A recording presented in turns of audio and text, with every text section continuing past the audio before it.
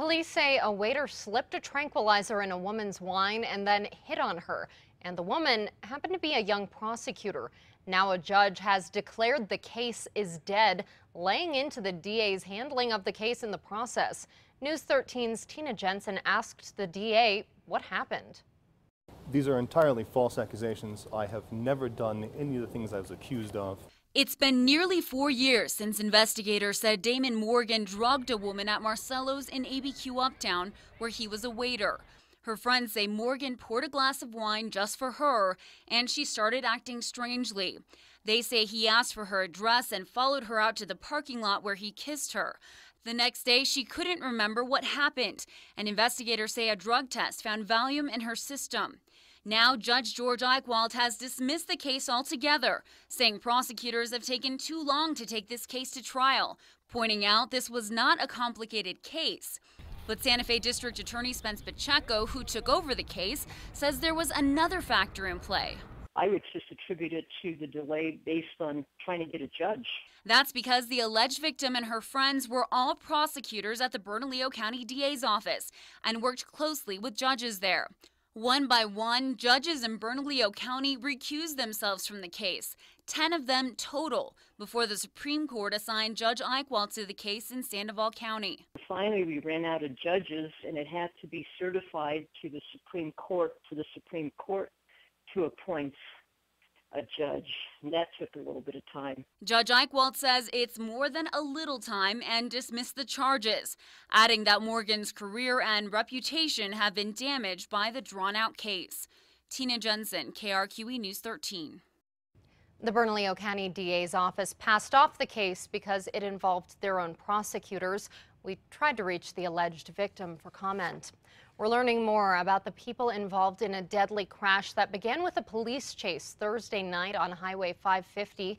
30-year-old Barbara Ariola and 33-year-old Anna Kauska died when they crossed the median on Highway 550 west of Bernalillo and struck a Farmington man in a Corvette head-on. Jack Mills was flown to UNM Hospital, where he remains in critical condition. State police investigators say Santa Ana police tried pulling over the two women who did not have their headlights on, but they took off. They stopped following them when the chase got too dangerous.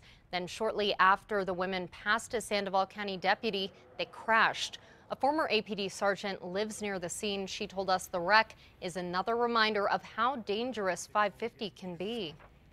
I think a lot of it is just speed. People come out here and they figure there's really nothing out here. They can speed real fast and then they're out of control, lose control, and that's kind of the end of it. State police are still investigating if the driver, Barbara Ariola, was drunk.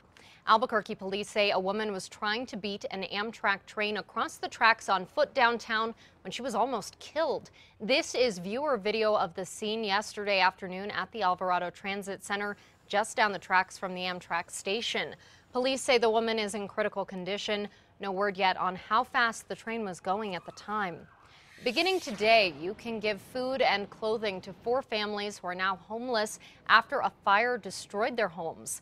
Investigators are still trying to figure out what caused the fire at the historic Old Mountain Lodge on Route 66 in Carnoel. The hotel had been turned into 6 apartments. The families lost everything they had. They'll be accepting items at Roosevelt Middle School and Manzano High School from 8 to 4. A New Mexico SWAT team has welcomed a very special new member to the force. Merry Christmas, brother. Merry Christmas. Merry Christmas, buddy. Come say hi to everybody. How you doing? 6-year-old Jayton Monroe, who's battling a rare cancer, got a big surprise from the Las Cruces Police Department yesterday. They made him an honorary member of the SWAT team. His secret Santa's surprising the young boy who's fighting Ewing sarcoma.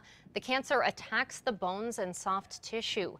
Jayton has already undergone 6 months of chemotherapy and will have surgery soon, followed by more treatments. Well, gas prices are the lowest they've been in more than 5 years. Still, the city of Albuquerque is paying more than you are to fill up its fleet. As part of the city's hedge fund investment, it agrees on a fixed gas rate about a year in advance. Right now, the city pays $2.96 per gallon, while in some places, gas costs less than $2. The past few months, that's cost the city more than $170,000. But the city says since 2012, it's done well with the investment. And on average, in past years, they've paid less than the pump price. In those years, the fuel hedge has made the city about $2 million. There's many metrics that can help advise us on the direction of fuel, and we take those into account. But at the end of the day, I don't think anyone can sit in front of you and say they're not going to know what fuel is going to be. The city agreed to pay no more than $2.75 per gallon for unleaded starting next July. If gas prices go back up like experts predict, the city will again profit from the investment. We've tracked down the lowest gas prices across Albuquerque and across the state for you. We have all of those listed. Just go to KRQE.com and click on more. We have a 30-year-old male. He appears to be breathing. He's got a GSW to the head. We're now hearing the step-by-step moments the night a Bernalillo County deputy shot and killed a driver in a traffic stop that went terribly wrong. That killer confrontation happened within a matter of seconds. It started Tuesday night when Deputy Jeff Bartram pulled over Adam Padilla near Central and Unser because his license plate wasn't visible and he turned without signaling. The deputy found out Padilla's license was suspended. He asked Padilla to get out of the car and asked if Padilla had a gun. He said no, then things escalated quickly. Turn her off for me. Sorry, I can't. What do you mean you can't? This is, Okay, I'm not asking you, I'm telling you to turn This is around. the day I have to go, sir. Deputy Bartram says Padilla stepped back and he was afraid he was going to attack, so he tased him, but it didn't work, and he says Padilla reached for a loaded Glock on his hip. The deputy fired. Padilla was shot in the head and died. When deputies searched him, they say they found a lot of ammo. So far, Sheriff Dan Houston has not responded to our requests to go on camera to talk about this audio. You can listen to more of it at KRQE.com.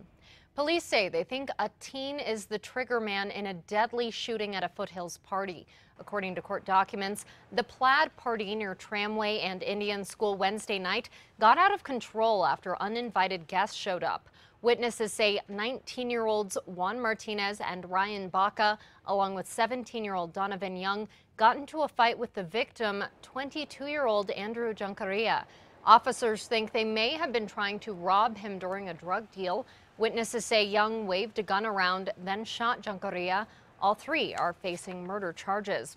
One of Albuquerque's worst of the worst offenders will spend 2 decades in federal prison for his role in a string of armed robberies and a home invasion. Between 2012 and 2013, 21-year-old Joel Meeks pulled a gun on an employee at an Albuquerque smoke shop demanding cash, held up a convenience store and fired a shot before he left, and a month later hogtied a home invasion victim and left him to drown in a bathtub. Fortunately, that man survived.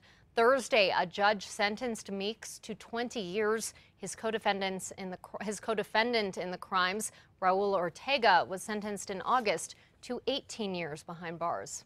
Dozens gathered in downtown Albuquerque to remember the homeless men and women who died this year. A procession began at the Homeless Memorial Wall on 1st Street yesterday, ending at the Immaculate Conception Church on Copper, where the names of those who died were read aloud. Among those were 3 people who were killed. In June, Nancy Myers was the victim of a hit-and-run driver. Police say a pickup intentionally ran over her as she slept on a sidewalk. A month later, the badly beaten bodies of Allison Gorman and Key Thompson were found in a vacant lot near 60th and Central. Yesterday's vigil was aimed at remembering and raising awareness. But it's also a time for us as a community to really remind ourselves that people are dying because of homelessness, and that we still have a lot of work that we need to do to make sure everyone has a safe place to call home. We checked, and more than 60 homeless people have died in Albuquerque this year. Every night, at least 1,200 men, women, and children are without a home. The former executive director of the Gallup Housing Authority is going to prison for stealing taxpayer money. 39-year-old Danny Garcia was sentenced to 20 months. Garcia pleaded guilty to stealing money from the Department of Housing and Urban Development. Investigators say he pocketed more than $100,000 in between 2010 and 12. Garcia's co-conspirator, 62-year-old Michael Veruso, was also sentenced Thursday and received an 18-month sentence. The pair must also pay restitution. Lawmakers will try once again to increase New Mexico's minimum wage. Democratic Senator Clemente Sanchez has introduced a bill for the upcoming legislative session to raise the hourly minimum wage from $7.50 to $8.30. Representative Luciano Varela has one to raise the minimum to $10.10 an hour. A minimum wage hike was passed in 2013, but the governor vetoed the measure, saying it was too high. She did indicate that she would support a smaller hike. Miami is gearing up for major demonstrations in the city today. They're in response to the president's plan to normalize relations with the Castro government. More than 24 Cuban exile groups are expected to participate. Well, it's not official yet, but there's been a tentative agreement between the rail yard market and the city. The nonprofit group wanted to hold a farmers market every Sunday during the spring and summer, but the city said it wanted to be able to rent the space out some of the time. Yesterday, the mayor's office said it would let the market use the space 3 Sundays a month, and on the 4th, it would be freed up for the city to rent out. The deal would also let the market expand its months of operations and run a midweek market.